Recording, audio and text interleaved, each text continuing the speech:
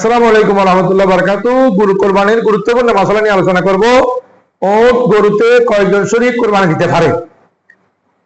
এই প্রসঙ্গে রাসূল করিম সাল্লাল্লাহু আলাইহি ওয়াসাল্লামের হাদিস আন জাবির ইবনে আব্দুল্লাহ রাদিয়াল্লাহু তাআলা قال نهى رسول الله صلى الله عليه وسلم عام الحديبية البدنة عن سبعة والبقرة عن سبعة।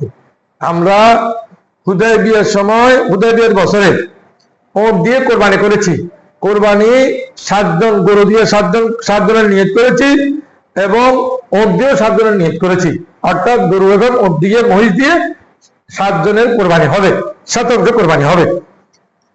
18 নম্বর, ওটু গরুতে শরীক হওয়া জায়েজ আছে কি? হ্যাঁ, ওটু গরুর মধ্যে 7 জন পর্যন্ত শরীক হওয়া জায়েজ আছে। 19 নম্বর, ওটু গরুতে 7 জনের কম সংখ্যক লোকও শরীক করতে পারবে। হ্যাঁ, 7 জন পর্যন্ত সর্বোচ্চ শরীক করতে পারবে।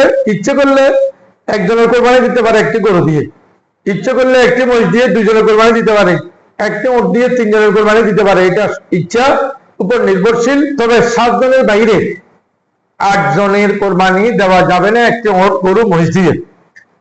এবার আসেন 20 নম্বর, ছাগল দুব্বা বেড়াতে একের অধিক শরীক হওয়া যাবে কি? হ্যাঁ, ছাগল দুব্বা বেড়া এগুলো দিয়ে একজনের কোরবানি হবে, আর বেশি মানুষের নিয়ত করলে কোরবানি হবে না, একজনের কোরবানি দেওয়া যাবে। আলহামদুলিল্লাহ রাব্বিল আলামিন।